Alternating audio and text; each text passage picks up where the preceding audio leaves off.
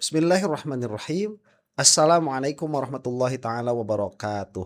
Alhamdulillahirabbil alamin wa sallallahu ala sayyidina Muhammadin wa ala alihi washabihi wasallam. Amma ba'du. Di saat kasus ijazahnya Jokowi sedang bergerak in silence, kita akan melihat atau mendengar beberapa gebrakan lagi ke depan. Insya Allah.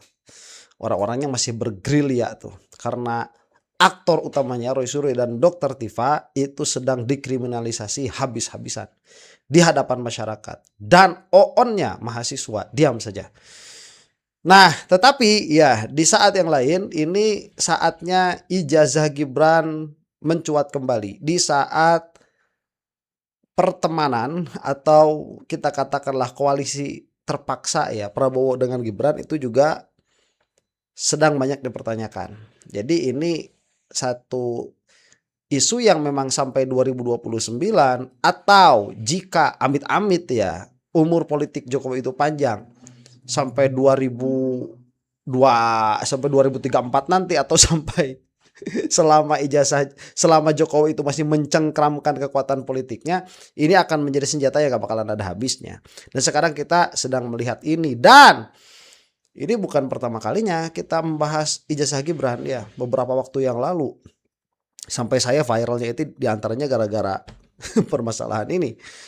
Roy Suryo dijadikan tersangka, cekal ke luar negeri juga gara-gara permasalahan ini. Nah, tapi yang namanya kebenaran akan mencari jalannya sendiri. Narasi bisa jadi pernah redup, tetapi substansi permasalahannya jika tidak dibiarkan, jika tidak diselesaikan, maka akan seperti sekam di dalam api, suatu saat akan membesar. Nah, sekarang kan ketahuan nih, kerasa nih sama para termul itu, dijadiin sayembara, ya lebih besar lagi permasalahannya. Kita saksikan, ini adalah presentasinya Mas Roy di Rakyat Bersuara mengenai ijazahnya atau penyetaraannya atau pendidikannya Gibran yang penuh dengan masalah, sepenuh negara ini ya di dalam masalahnya. Check it out. 7. Berarti berapa tahun? 3 kan? Nah, sekarang kita lihat data resmi dari Sekretariat Negara. Ini Sekretariat Negara loh ini ya. Di sini sama enggak pendidikannya? 2004, 2002, 2004 Orchard Park Secondary School Singapura. sama. Terus dia langsung loncat Management Development Institute of Singapore. Di sini UTS Insert. Di sini UTS Insert. Ini pada resmi Sekretariat Negara. Orchard Park dari SMA langsung loncat ke S1. Baru 2007 2010 UTS Insert. Ini sama dengan ini. Bahkan di sini terus S2. Oh, ini kebalik. Sebentar, ini kebalik dengan itu. Ya nggak mungkin kebalik lah, Mas. Ini resmi. Itu resmi, itu nulis sendiri. Nulis sendiri. Ini negara yang nulis. Oke. Resmi mana negara sama sendiri. Terus ini juga, ini situs Antara yang nulis. Lembaga Kantor Berita Antara. Malah ada S1 manajemen di Management Development Institute. UTS Insert-nya S2. Magister. Di 2007-2010. Ini kacau, Mas. Pendidikannya mana nih? Kacau mania. Gitu. Ini kacau. Ini adalah dokumen, bukan hanya dokumen hasil saya googling. Itu baru cuplikan ya. Dan dari cuplikan itu saja kita bisa melihat carut marutnya para penyelenggara demokrasi itu saat mencatat sejarah pendidikannya Gibran. Pertanyaannya begini, ada tidak seseorang lah, entah pejabat atau bukan pejabat ya, yang mana biografi atau sejarah pendidikannya secarut marut Gibran?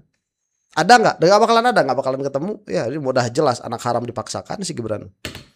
Tapi dokumen ini saya dapatkan langsung juga dari Australia. Oke. Mas Roy ke Australia, saya pernah ingat. Ya, dan ada yang menarik. Sepulang saya dari Australia, saya ditetapkan jadi tersangka.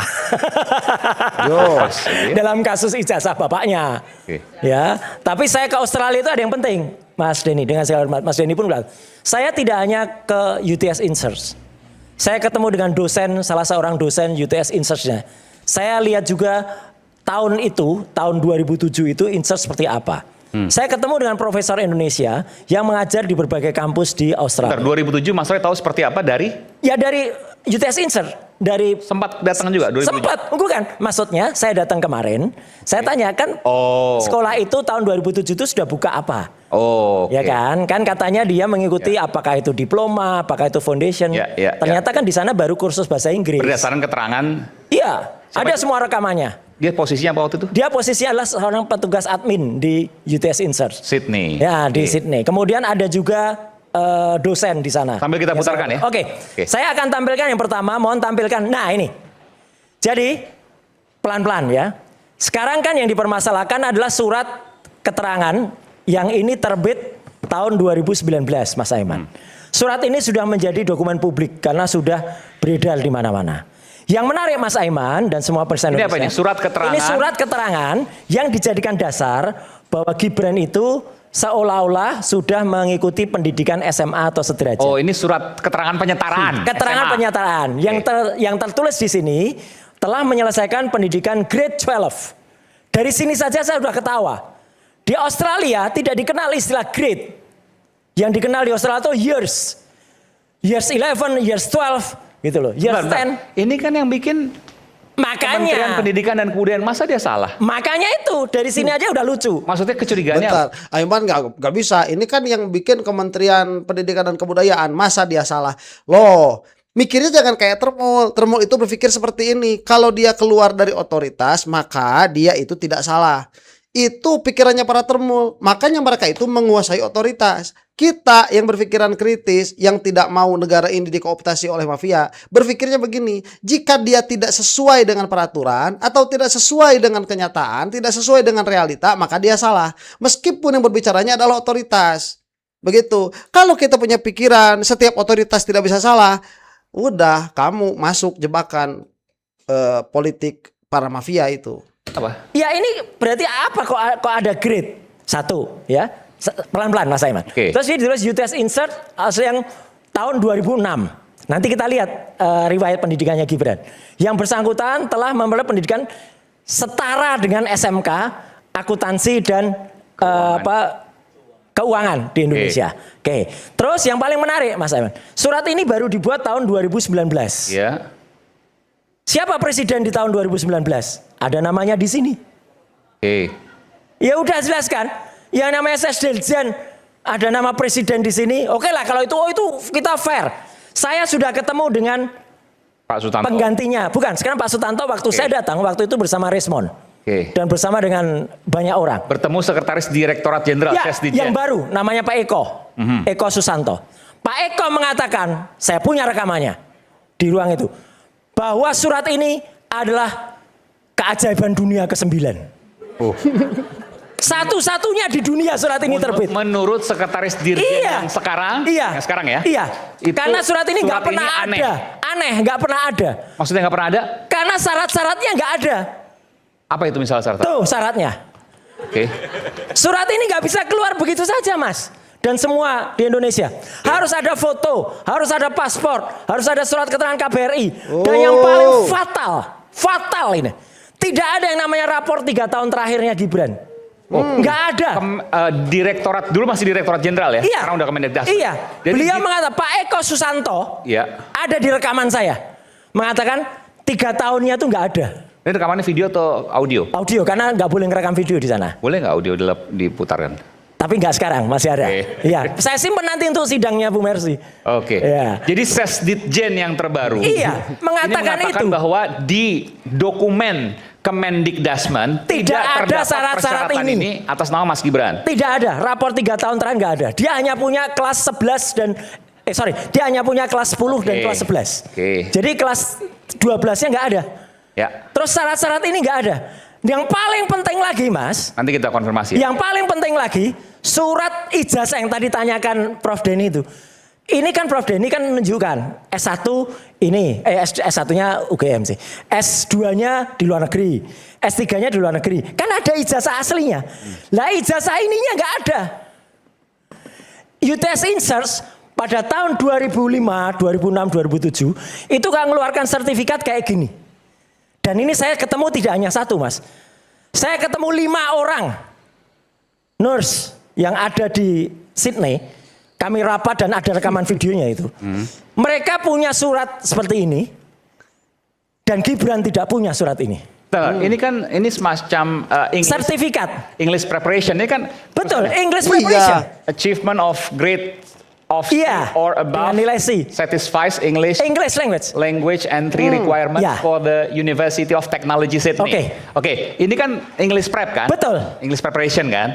Adanya di UTS Insert tahun itu ya ini. Oh. Nggak ada pendidikan diploma, nggak ada foundation. Mas Gibran tahun berapa waktu itu? 2005, 2007. Jadi bukan berupa pendidikan Bukan satu Gelar. lagi, enggak. hanya Adanya persiapan kursus bahasa Inggris. Kursus bahasa Inggris. Iya, persiapan dan ini bahasa. adalah 9 bulan. Yang paling menarik, Mas, saya sebutkan namanya. Saya ketemu orang Indonesia. Bentar, Oke. Mas, belum itu. Tapi kan itu katanya-katanya. Bukan. Itu udah jelas. Kalau misalkan ada yang ingin saya re-upload permasalahan itu, tolong tuliskan di bawah kolom komentar ya. Itu udah jelas tuh. Viral waktu itu yang nonton. Bentar. Mas Roy cek nggak ke UTS-nya? Saya sudah cek ke UTS Insert. Di sana pada tahun 2004, 2005, 2000 sampai 2007. Ke UTS Insert-nya? Ke UTS Insert. Ada videonya saya ke UTS Insert. Tidak ada pendidikan Belum gelar. ada pendidikan diploma, belum ada pendidikan foundation. Tahun 2004-2005. Betul. Di mana Mas Adanya Gibran? baru kursus bahasa Inggris. Oke.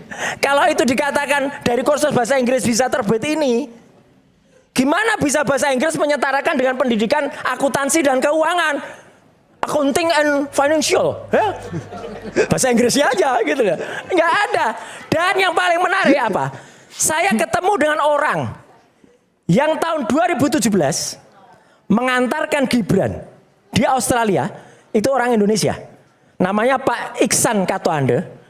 Dia berani bersumpah. Gibran menyatakan pada dia, Gibran itu di Australia itu hanya 6 bulan. Hanya 6 bulan, tidak lebih. Iya, kata Gibran. Dia sebagai apa? Dia sebagai orang Indonesia yang sudah tinggal lebih dari 30 tahun di Australia. Pak Iksan, oke. Pak Iksan itu yang disewa atau di-hire oleh KJRI, ya, oleh Kedutaan Indonesia Di untuk Sydney. mengantarkan Gibran ketika ayahnya waktu itu meresmikan apa, Gibran nebeng ikut vakansi. Gibran Enak banget ya waktu nyebut ayahnya presiden begitu. Semua aturan dilabrak. Enak banget. Pret. Hancurkan Gibran. sama istrinya sama Mobil anak. dibawa oleh Pak Iksan itu. Ya, Pak Iksan yang Sambil nyopir mobil. ngobrol-ngobrol. Sambil ngobrol-ngobrol. Dan kesan dari Pak Iksan, saya tanya, Pak, kalau Anda ngantar ini kesannya anak itu pernah ke Australia enggak? Minta diantarnya ke gedung opera.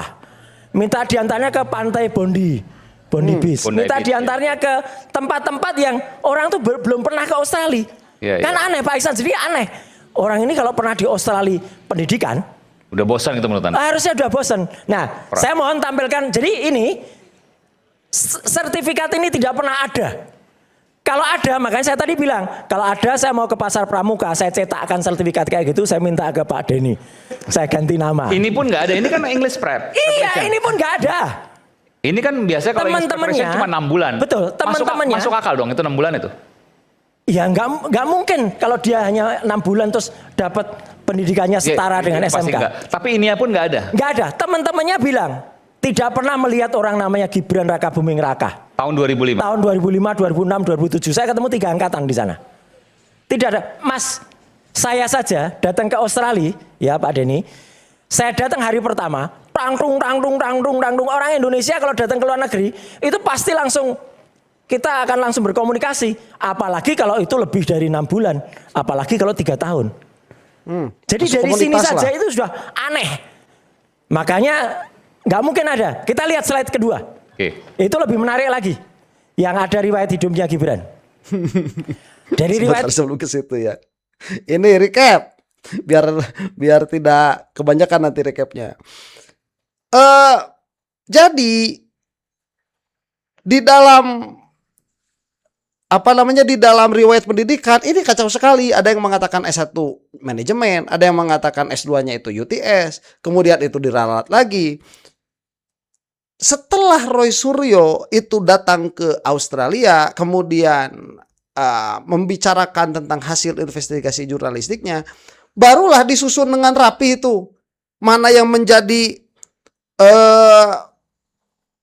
pendidikan yang pertama kali tempuh, mana yang kemudian. Itu setelah Roy Suryo pulang dari Australia. Sebelum itu, tadi yang nampak itu S2-nya adalah MDIS. Nah, masa MDIS itu S2?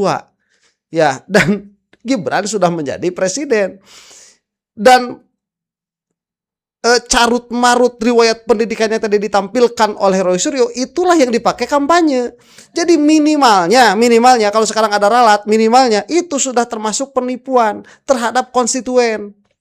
Nah, cuman konstituennya yang saat itu membangga-banggakan Gibran itu S2, sekarang kemana? Ya, karena mereka para termul itu suka ditipu sama Gibran. Nggak apa-apa, ayo tipu saya. Udah ketipu, ya nggak apa-apa, saya ridho kok ditipu. Ya, saya emang Indonesia tuh milik kalian, ya, milik kalian tuh. Ini ada kata-kata dari Pak Eko, ini adalah keajaiban dunia karena memang tidak ada syarat-syaratnya. Ya, yang namanya surat-surat, yang namanya surat keterangan itu pasti berlandaskan syaratnya harus ada dulu, baru keterangannya ada. Lah ini keterangannya ada, syarat-syaratnya tidak ada. Dan yang lucu ini adalah kursus bahasa Inggris tahun sekian ya, tahun 2000 diakukan oleh Gibran 2005 sampai 2007 lah, kurang lebih itu. Itu nggak ada diploma, itu yang ada adalah English preparation, tidak ada diploma. Ya, dan pula Gibran pun tidak mengakui itu sebagai diploma di riwayat pendidikannya. Jadi tidak linear. Mungkin saja pernah sekolah di situ, tapi berapa lamanya tidak ada. Yang jelas Gibran sendiri tidak mengakui itu sebagai diploma.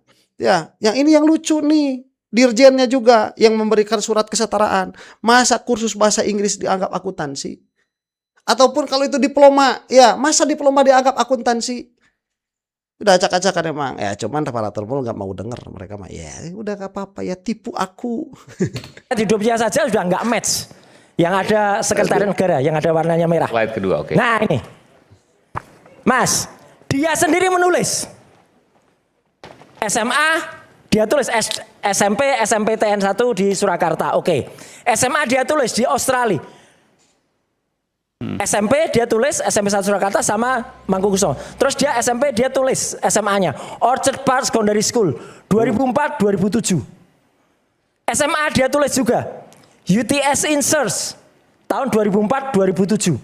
Berarti berapa tahun? 3 kan? Nah, sekarang kita lihat data resmi dari Sekretariat Negara. Ini Sekretariat Negara loh ini ya. Di sini sama enggak pendidikannya? 2002-2004 Orchard Park Secondary School Singapura. Sama. Terus dia langsung loncat Management Development Institute of Singapore. Di sini UTS Insert. Di sini UTS Insert. Ini pada resmi Sekretariat Negara. Orchard Park dari SMA langsung loncat ke S1. Baru 2007-2010 UTS Insert. Ini sama dengan ini. Bahkan di sini ditulis S2. Oh, ini kebalik. Sebentar, ini kebalik dengan itu. Ya nggak mungkin kebalik lah, Mas. Ini resmi. Itu resmi, itu nulis sendiri. Nulis sendiri. Ini negara yang nulis. Oke. Resmi mana negara sama sendiri. Terus ini juga, ini situs Antara yang nulis. Lembaga Kantor Berita Antara. Malah ada S1 manajemen di Management Development Institute. UTS Insert-nya S2. Magister. Di 2007-2010. Ini kacau, Mas. Kocak. Pendidikannya mana nih? Kacau mania. Gitu. Ini kacau. Dari sini saja kita sudah sulit untuk percaya. Orang ini yang benar pendidikannya yang mana? Dan sekali lagi, saya tidak hanya mengumpulkan ini melalui itu. Saya datang ke Australia. Dan resiko yang saya terima setelah saya pulang dari Australia itu apa? Saya langsung dicekal. Kemudian supaya saya nggak ke sana lagi, saya langsung tetapkan tersangka dalam kasus ijazah bapaknya, ya. Tapi itu tidak mengurangi niat saya, Mas. Karena kita akan tetap terus kejar. Dan yang jelas yang paling menarik apa? Saya pikir ngomong saya akan lawan. Iya, yang paling menarik apa? Semua itu. Saya akan lawan. Itu Aiman. Ini Aiman mudah-mudahan semakin berkurang ya ketermulannya. Soalnya dia termul sekali. Tahu kan 2019 baru dia rapikan ini. Tolong kembali ke slide yang tadi. Masih ada sebelumnya. Yang sebelumnya. Itu kan terjadi, nah ini kan terjadi pada saat tahun 2019. Yang ini kita tahu siapa presidennya. Dan yang paling menarik lagi teman-teman semua, ini pun surat ini kalau saja Mas Denny Indrayana. Kalau surat ini digunakan untuk wali kota waktu itu kan, 2019. Yang nanda tangan sudah sekretaris Dirjen. Yang nanda tangan sudah Dirjen Pak Sutanto. Dan Pak Sutanto ini pun kita kejar kemarin. Ya. Kemudian digunakan untuk wapres. Calon wapres. Harusnya suratnya baru, Mas. Kok bisa surat ini dilegalisir? Jadi surat yang aneh ini dilegalisir oleh kepala tata usaha. Yang legalisir itu cuma kepala tata usaha loh, Mas. Ini aneh banget. Untuk wapres kepala tata usaha saja. Berarti besok kalau mau daftar presiden, kepala TU saya aja deh yang legalisir. Ini aneh banget ini. Jadi sekali lagi dari slide ini aja. Dan syarat-syarat ini yang sekarang dikejar oleh Bu Mercy. Ya, ini nggak ada semuanya. Saya pernah datang ke Kementerian Dikdasmen. Waktu itu masih sama si Respon itu, ya, dokter palsu itu, ya. Nah, ini pun nggak ada. Udah kita kejar nih Pak Eko Susanto, penggantinya Pak Tanto, itu nggak ada. Jadi kalau saya sangat yakin, Mas, selamat tidak akan ada pemenangnya. Nanti. Itu, Mas. Dengan mengatakan siapapun yang menyumbang, uangnya tetap akan di dompetnya. Uangnya aman nggak bakalan keluar. Yang namanya anak ini tidak punya ijazah SMA dan dia berarti harus dimaksulkan. Hei. Harus mundur, nggak punya Betul. saya kok cacat kok, Mas. Nah itu sebentar, itu kita nanti tinggal menunggu proses legislasinya. Jadi ini harus ditetapkan. Kalau opini ya, dan ini opini yang sangat meyakinkan daripada opininya para termul. Ini convincing sekali bahwa Gibran itu memang tidak memiliki persyaratan untuk menjadi wakil presiden. Apalagi yang terakhir tadi, ini dilegalisir oleh kepala TU. Roy Suryo itu bisa-bisa aja begitu. Memang demikian adanya dan itu memang sangat convincing. Lah, apabila ya legislator ini mau melihat fakta-fakta ini, nanti kan akan lebih serius tuh. Ditanyakan, diperdalam, dipanggil pihak-pihak. Termul nggak bakalan masuk.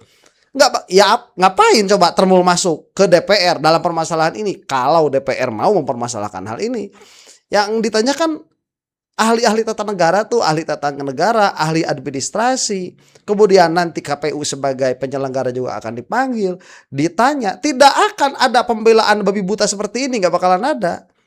Dan itu akan nampak nanti di masyarakat. Apakah memang mereka itu pihak-pihak yang dipanggil oleh legislator, oleh legislatif begitu ya. Apakah mereka itu memang netral atau masih di dalam kuasanya Jokowi, itu akan ketahuan, akan kelihatan. Nah, jika ini sudah masuk proses legislasi, kemudian nanti keluarlah putusan bahwa Gibran itu memang tidak memiliki atau tidak memenuhi syarat sebagai wakil presiden, makzul, selesai.